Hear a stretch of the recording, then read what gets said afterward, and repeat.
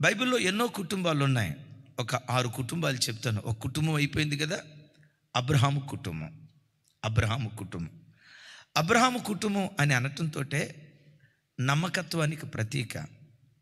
ఆ భర్త భార్యని ఎంత నమ్మాడో, ఆ భార్య భర్తని ఎంత నమ్మిందో.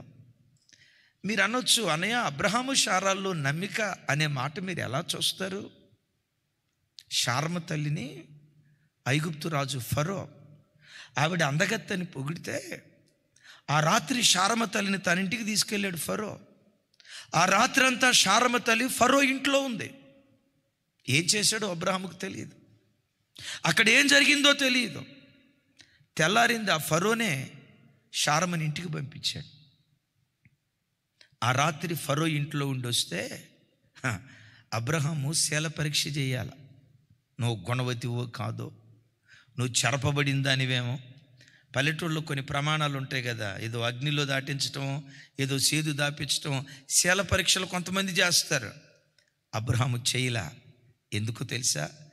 నా భార్య ఎక్కడున్నా ఒక్కడే పురుషునికి అంకితం చేయబడిన పవిత్రురాలైన భార్యగా నా భార్య బ్రతుకుతుంది. That's it. నా భార్య వ్యక్తిత్వం మీద నాకు ఎలాంటి అనుమానం లేదు, అపనమ్మకం లేదు. ఆ తర్వాత అబీమెలెకు రాజు కూడా ఆ రాత్రంతా శారమను తన ఇంట్లో ఉంచుకున్నాడు. ముట్టలేదు సుమి, ముట్టలా. బిడ్డలారా, మనం ప్రార్థనా పరులుగా బ్రతికితే మన కడుపును పుట్టిన మన యవ్వన బిడ్డలను ఏ దుష్టుడు ముట్టకుండా, ఏ దుష్టుని యొక్క కన్ను మన పిల్లల మీద పడకుండా, వాళ్ళు నిష్కలంకురాలైన కన్యకులుగా బ్రతికేటట్లుగా నీ ప్రార్థనే వారికి కవచంగా మారునుగాక. డెఫినెట్గా అబ్రహాం ఏం చేసి ఉంటాడు? దేవుడే అంటాడు, అబీమెలెక్ అబ్రహాము ప్రవక్త నీ కొరకు ప్రార్థన చేస్తాడు. ఆమేన్. దేవుడు సాక్ష్యం చెప్తాడండి. ఏమని? అబ్రహాము ప్రవక్త, అతడు నీ కొరకు ప్రార్థన చేస్తాడు. అబీమెలెకు కొరకే ప్రార్థన చేశాడంటే చెరపట్టబడిన తన భార్య కొరకు ఎంత ప్రార్థన చేసి ఉంటాడో. అద్భుతం. అబ్రహామయ్య చేసిన ప్రార్థన విపత్కర పరిస్థితులలో కూడా శారమ తల్లికి కంచెగా మారింది. అసలు నేను ఫరో రాజు కానీ అబీమెలెకు రాజు కానీ శారమ తల్లిని తన ఇంటికి ఎందుకు తీసుకెళ్లారు? చెరపటానికే. ఆ తల్లి అందగత్తె అని తెలుసుకొని ఆమెను చెరపటానికి తీసుకొని వెళ్ళారు. కానీ అద్భుతం తెలుసా? చెరపటానికి తీసుకొని వెళ్ళిన ఆ వ్యక్తులు ఆ తల్లిని ముట్టకుండా మిగులు ఆస్తి, వెండి, బంగారాలు కానుకగా ఇచ్చి పంపించారు. ఎందుకో తెలుసా? మీలాంటి నీతి కలిగిన జనాన్ని ప్రపంచంలో మేము ఎక్కడా చూడలేదయ్యా. తమ్ముడా, దేవుడిని కుమార్తెల్ని ఇచ్చాడా? కలవరపడకు. కుమార్తెలనిచ్చినా కుమారులనిచ్చినా ఎవరినిచ్చినా దేవునికి స్తోత్రం. కానీ ఒక మాట, దేవుడు నీకు ఇచ్చిన పిల్లలను కన్యకలుగా నువ్వు కాపాడాలి. దేవుడు నీకు ఇచ్చిన కుమారులను పవిత్రులుగా కాపాడాలి. ఆ కాపాడే శక్తి దేనికొందో తెలుసా? అబ్రహాము తన భార్య కొరకు ప్రార్థన చేసినట్లుగా మన పిల్లల కొరకు ఇలా ప్రార్థన చేస్తే ఆ ప్రార్థనే వాళ్ళకు ప్రాకారంగా మారునుగాక. ఇప్పుడు నేను చెప్పే విషయం ఏంటంటే, శారమ తల్లి వచ్చిన తర్వాత శీల పరీక్ష చేయలా. నువ్వు కన్యకవేనా? నీ జీవితాన్ని కాపాడుకున్నావా? పరీక్ష చేయలా. ఎందుకో తెలుసా? ఆ భర్తకు ఆ భార్య అంటే అంత నమ్మకం. కొంతమంది మా పురుష మహాశయులు ఉంటారు, మహాత్ములు. భార్య మీద ప్రతి దానికి అనుమానమే. తలస్నానం చేసినా మా ఓడికి అనుమానమే, అదొక దెయ్యం. మంచి బట్టలు కట్టుకున్న అనుమానమే. కొంతమంది పురుష మహాశయులు డ్యూటీకి వెళ్ళేటప్పుడు తాళం వేసుకొని వెళ్తారంట. పుణ్యాత్ములారా మారండి, తాళం వేసుకొని వెళ్తారంట పురుష మహాశయులు.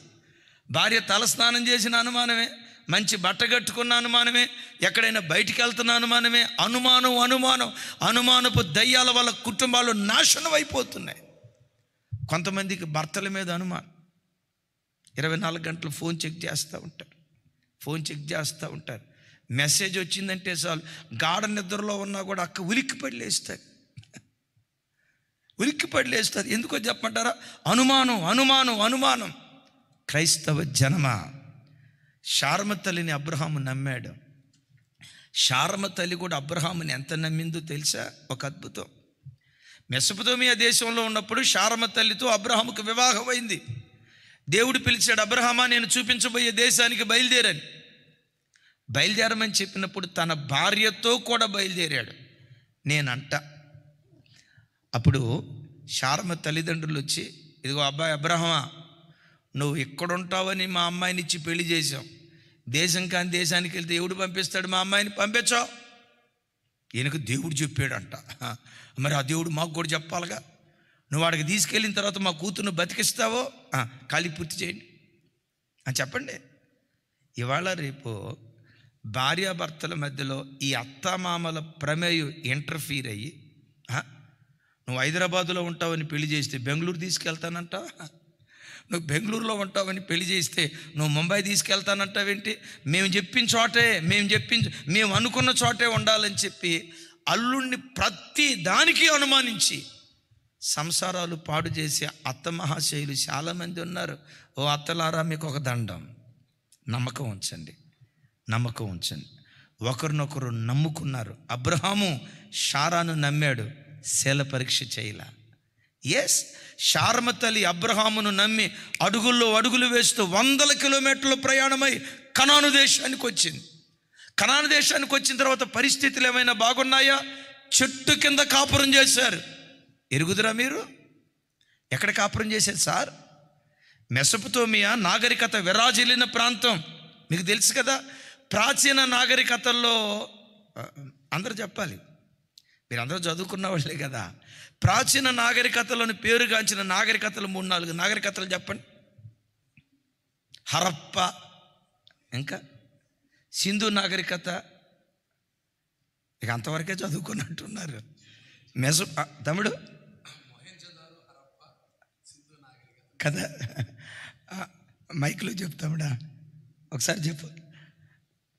మా జార్జ్ అన్న బహుభాషా కోవిదుడు, హిందీలో చెప్పు. కొంతమంది హిందీ చూస్తున్నారు.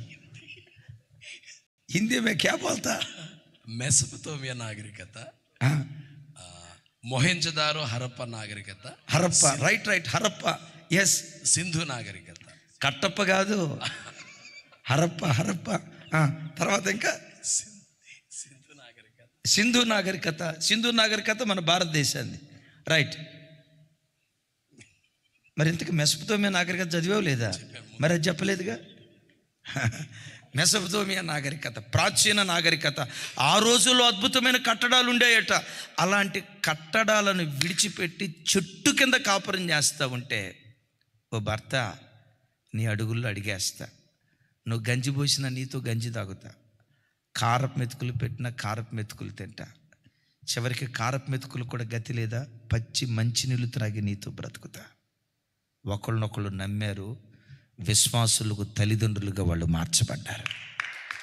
భార్యాభర్తలు ఒకళ్ళ మీద ఒకళ్ళు అపనమ్మకం కలిగిన వాళ్ళారా, వాక్యం వింటుండగా అబ్రహాము శారాను ఎలా నమ్మాడో, శారా అబ్రహామును ఎలా నమ్మిందో, అలాంటి దివ్యమైన నమ్మిక మన కుటుంబాల్లో దయగల దేవుడు కలుగు చేయునుగాక. నేను రాత్రి పండుకునేటప్పుడు మేము పండుకునే గదిలో ఎనపరాడు లేకుండా జాగ్రత్త చూసుకుంటానన్నయ్య, పచ్చడి మంట లేకుండా జాగ్రత్త చూసుకుంటానన్నయ్య. ఎందుకమ్మా అన్నాను. ఏమో నిద్రపోయేటప్పుడు రోకల బంటతో గుడి చంపితే. ఎంత అద్భుతమైన కుటుంబాలు చూడండి. పేరుకు భార్యాభర్తలు కానీ ఒకరినొకరు నమ్మరు. యేసు నామం పేరిట అపనమ్మకపు దయ్యం మన కుటుంబాలను విడిచిపెట్టి పారిపోవును గాక. బైబిల్లో నమ్మకానికి నిలువుటద్దం అదే షూనేమీరాయిలు ఉందే, భర్త కబురు పంపిస్తుంది. కర్మేల్లో ఉన్న ప్రవక్త దగ్గరికి నేను వెళ్తాను, పనివాడిని గాడిదను పంపించు. ఏమండి, ఆ ప్రవక్త పురుషుడు షూనేము నుండి కర్మేలుకి దరిదాపుగా 40 కిలోమీటర్ల దూరం పనివాడిని తీసుకొని భార్య ఒంటరిగా వెళ్తానంటే భర్త మారుమాట మాట్లాడకుండా ఓకే గో హెడ్. ఎందుకు ఆ మాట అన్నాడు తెలుసా? ఆ భార్య అంటే అంత నమ్మకం. ఎందుకు అంత నమ్మకమో తెలుసా? నమ్మకం కలిగేటట్లు ఆ బిడ్డ కూడా బ్రతికింది గనుక. ఆమేన్. చెప్పాలి ఆమేన్. కొంతమంది భార్యలను భర్తలు నమ్మకపోవటానికి క్యారెక్టర్ అనుమానాస్పదంగా ఉండటాన్ని బట్టి, కొంతమంది భార్యలు భర్తలను నమ్మకపోవటాన్ని బట్టి క్యారెక్టర్ అనుమానాస్పదంగా ఉండటాన్ని బట్టి యేసు నామం పేరిట ఆమె తన పెనిమిటి యందు నమ్మిక ఉంచునని సామెతల్లో రాయబడిన మాట మన కుటుంబాల్లో దేవుడు నెరవేర్చునుగాక. నంబర్ 1, క్రీస్తు కేంద్రీకృత కుటుంబాలుగా మన కుటుంబం ఉండాలి. నంబర్ 2, ఒకరి పట్ల ఒకరికి నమ్మకం కలిగిన నెక్స్ట్ ఫ్యామిలీ.